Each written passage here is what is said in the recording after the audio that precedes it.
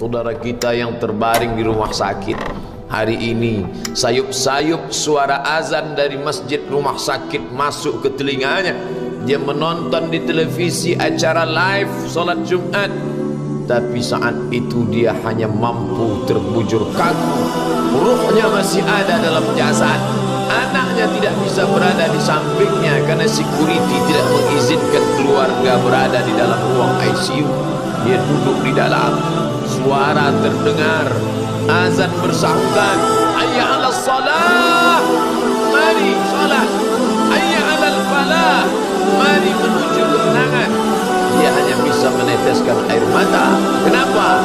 Kalau dulu dia waktu sehat sempat beribadah, penyesalannya tidak terlalu banyak. Tapi kalau di saat sehat walafiat tak sempat untuk menempelkan kening ke lantai, tak sempat melangkahkan kaki ke rumah Allah, tak sempat mendengarkan khutbah, maka tak ada duka di atas duka.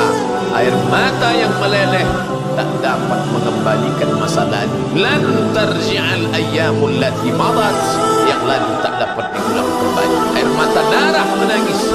Yang sakit tak akan sembuh, yang mati tak akan hidup. Penyesalan selalu datang di akhir perbuatan.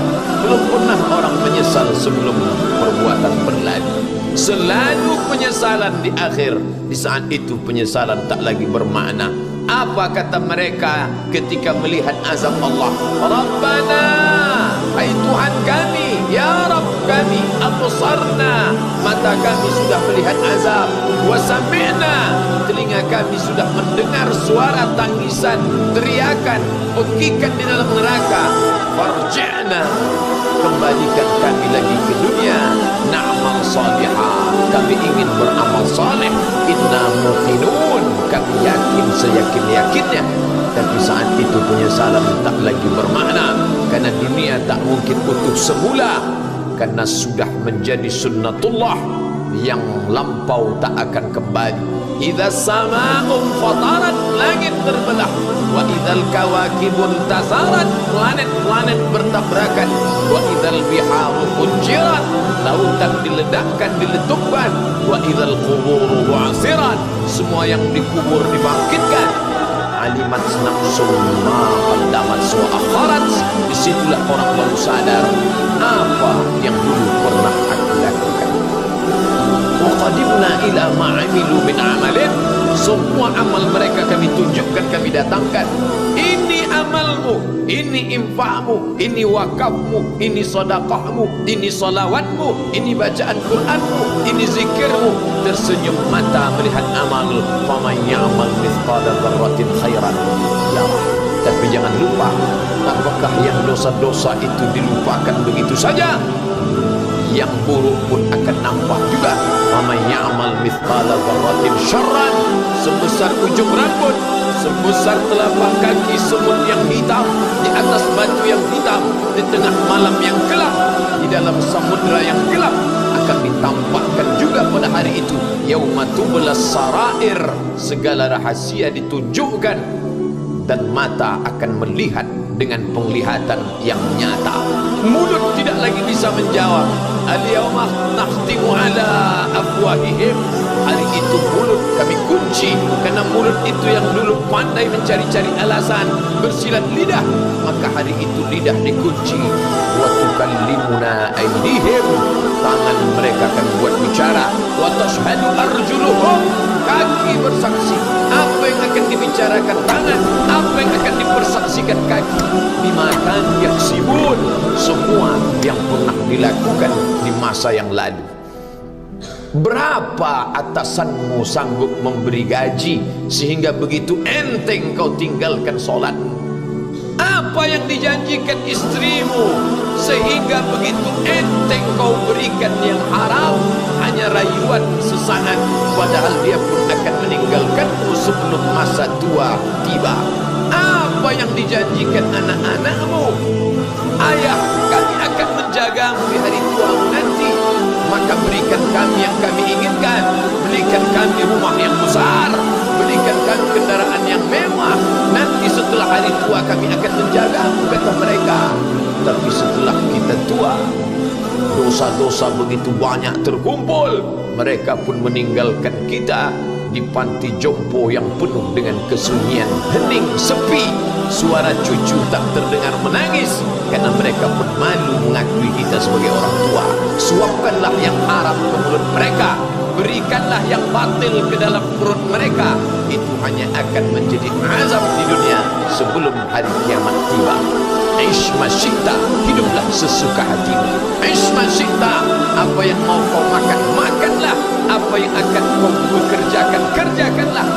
Fa innaka mayyit, tapi ingat, kau akan menjadi mayat, kau akan mati. Semua akan diminta pertanggungjawaban di hadapan Allah Subhanahu wa ta'ala. Hari ini orang boleh tertawa, hari ini orang boleh merasa dunia dia yang punya, tapi sampai masanya yang hijau akan berubah menguning, yang kuning akan mati, yang mati akan menjadi debu, yang debu ditiup angin hampa tak bermakna. Lalu apa yang akan dibawa menghadap Allah Subhanahu wa ta'ala? Amal saleh.